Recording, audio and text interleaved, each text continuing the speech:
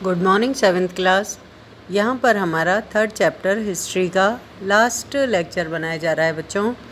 यहाँ आपने इससे पहले वाले वीडियो में ये पढ़ा था किस तरह से अलाउद्दीन खिलजी और मोहम्मद तुगलक ने अपने साम्राज्य का विस्तार करने के लिए जो विशाल स्थायी सेना का निर्माण किया था, उसके लिए कौन कौन से और मुख्य कार्य किए गए थे, जिसके अंतर्गत आपने देखा था कि उन्होंने नए शहरों का विकास किया था। गैरिसन शहर जिसे कहते हैं, जो एक दीवार की भीतरी में मतलब एक क्षेत्र विशेष के अंदर सैनिकों के रहने की व्यवस्था की जाती थी।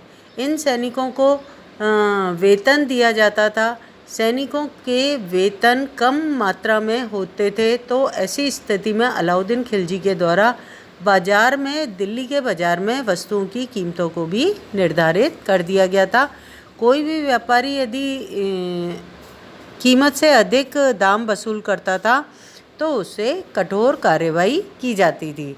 इसी तरह से मोहम्मद तुगलक के द्वारा भी स्थायी सेना का निर्माण किया गया था। स्थायी सेना को बसाने के लिए उसके द्वारा क्या किया गया था? गैरिसन शहरों का निर्माण तो नहीं किया गया था, परंतु पुरानी दिल्ली के दिल्ली कोहना नामक स्थान को खाली कराकर वहाँ पर सेना को बसाया गया था। और वहाँ की जो पब्लिक थी, लोग थे, रहने वाले व्यक्ति थे, उन्हें दौलताबाद में बसाया गया, नई राजधानी में बसाया गया था, पुराने शहर से हटाकर। खिलाने पिलाने के लिए जो खाद्यान्न इकट्ठा किया जाता था वो गंगा दोआब के मैदान से ही एकत्र किया जाता था। फिर इसके अलावा नई मुद्रा का निर्गमन किया गया था इसके द्वारा, जिसे टोकन मुद्रा या वर्तमान में जो पत्र मुद्रा चलती है उसकी जैसी मुद्रा चलती थी। कई प्रशासनिक कदम भी मोहम्मद तुगलक के द्वारा अपनाए गए थे। इस तरह का कंपैरिजन आपके द्वारा यहाँ पर पढ़ा गया था इन बॉक्सों के अंतर्गत, पिछले वीडियो के अंतर्गत। आज हम इसके आगे बढ़ते हुए पेज नंबर 42 से पढ़ेंगे बच्चों। यहाँ पर ऊपर से ही जो अपन ने चार्ट पढ़ा था उसके बाद से ही अपन अध्ययन कर रहे हैं। इन तमाम असफलताओं की गिनती करने में हम कभी कभी भूल जाते हैं कि सल्तनत के इतिहास में पहली बार दिल्ली के किसी सुल्तान ने मंगोल इलाके को फतह करने के अभियानों की योजना भी बनाई थी, क्योंकि मंगोल जो थी वो एक लड़ाकू जाति होने के कारण कोई उन पर आक्रमण नहीं करता था, बल्कि वो ही दूसरी जातियों को परेशान करते रहते थे आए दिन आक्रमण करके। जहां अलाउद्दीन खिलजी का बल प्रतिरक्षा पर होता था, वहीं मोहम्मद तुगलक के द्वारा उठाए गए कदम मंगोलों के विरुद्ध सैनिक आक्रमण की योजना का हिस्सा होते थे। आगे बढ़ रहे हैं हम। 15वीं और 16वीं शताब्दी में सल्तनत की स्थिति।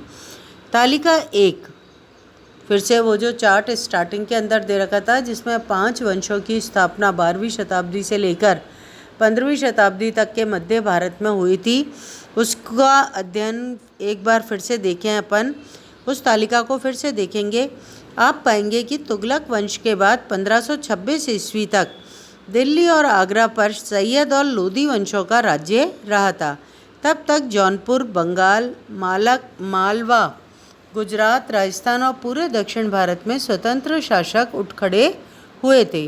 उनकी राजधानियां समृद्ध थी, राज्य फल फूल रहे थे, और इसी काल में अफगान और राजपूतों जैसे नए शासक समूह भी उभरे थे।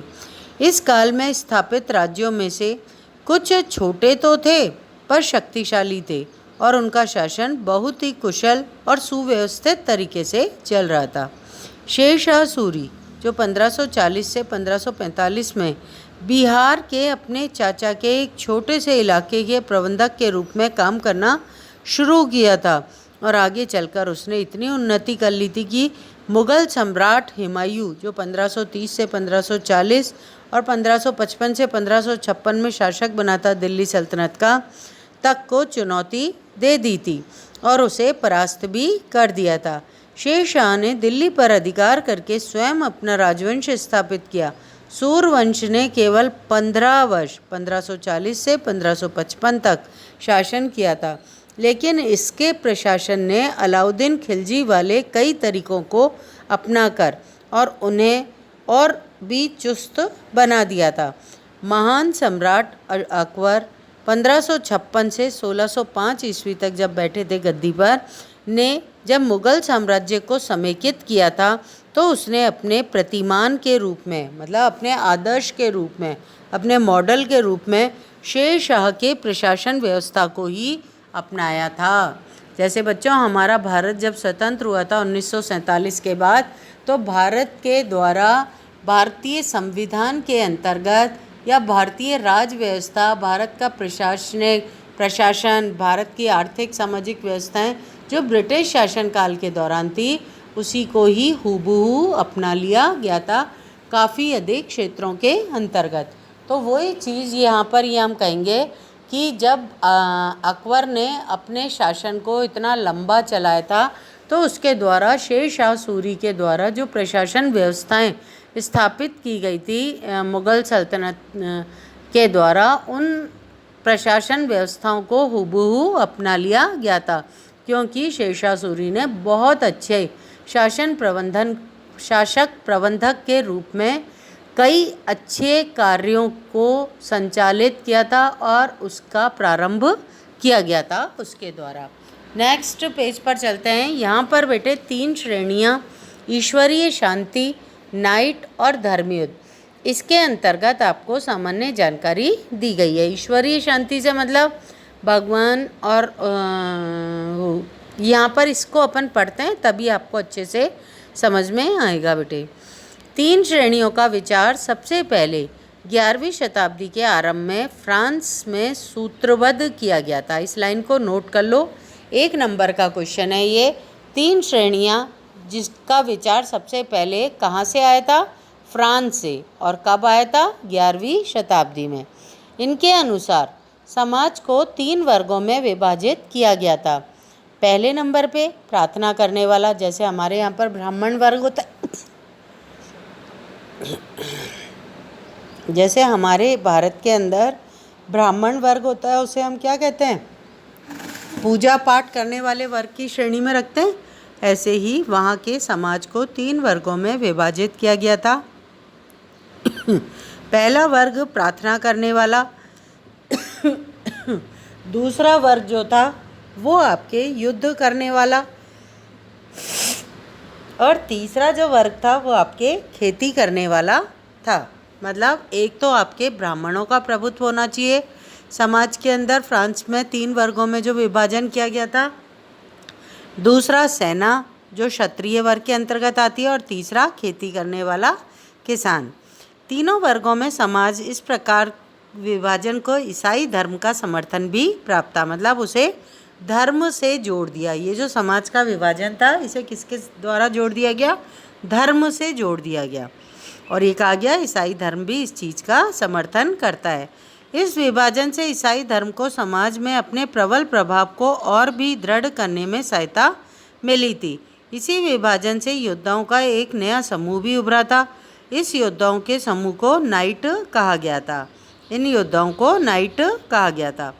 ईसाई धर्म एक समूह को संरक्षण देता था और अपनी ईश्वरीय शांति की अवधारणा के प्रसार में उसका उपयोग भी करता था। मतलब शासकों के द्वारा एक समूह जो मुख्य रूप से पुजारी वर्ग था, प्रार्थना करने वाला वर्ग था, उसे क्या दिया जाता था? संरक्षण। और उससे क्या होता था? ईश्वरीय शांति की अवधारणा के प्रसार में उसका उपयोग भी करता था। नाइटों से ये अपेक्षा की जाती थी, जो योद्धाओं का वर्ग था, नाइटों से अपेक्षा की जाती थी कि धर्म और ईश्वर की सेवा में समर्पित योद्धा रहें। कोशिश यह रहती थी कि इन योद्धाओं को आपसी लड़ाई भिड़ाई से विमुख करके उन मुसलमानों के विरुद्ध युद्ध करने भेज दिया जाए जिन्होंने यरूशलेम शहर पर कब्जा कर रखा था। इस प्रयत्न के परिणाम स्वरूप सैनिक अभियानों की एक श्रृंखला चली भी थी, जिसे क्रूसेड धर्म युद्ध कहा गया। ईश्वर और धर्म की सेवा में किए गए इन अभियानों ने नाइटों की हैसियत पूरी तरह से बदल डाली थी। पहले इन नाइटों की गिनती कुलीनों में नहीं होती थी, मगर फ्रांस में 11वीं सदी के अंत तक, जर्मनी में उनसे 1 सदी बाद इन योद्धाओं की दीनहीन अतीत को भुला दिया गया और 12वीं सदी तक वो तो कुलीन वर्ग के लोग भी नाइट कहलाना चाहने लगे थे। बेटा यहाँ पर अपना ये चैप्टर कंप्लीट हो गया है। 3 श्रेणियों में विभाजन, जिसमें ईश्वरीय शांति, नाइट और धर्मयुद्ध, इसके अंतर्गत आपने पढ़ा है। 3 श्रेणियाँ समाज का विभाजन है। इस विभाजन के अंतर्गत 3 वर्ग जो होते हैं, एक प्रार्थना करने वाला वर्ग, दूसरा सैन्य सामग्री से क्षत्रिय वर्ग जिसे हम कह सकते हैं, और तीसरा वर्ग जो है वो खेती करने वाला किसान वर्ग था। और इन तीनों के अंतर्गत ही किस तरह से धर्म के माध्यम से धर्म को प्रबलता देते हुए शासक ने सबको बांध रखा था और अपने शासन व्यवस्था को चलाया था। चलो बेटा, अब अपने द्वारा इसके अंतर्गत क्वेश्चन आंसर किए जाएंगे नेक्स्ट लेक्चर के अंदर। वो PDF में आपको भेज दिए जाएंगे या उसके भी क्वेश्चन आंसर आपको सॉल्व वीडियो के माध्यम से करा दिए जाएंगे। थैंक यू बेटा आज के लिए।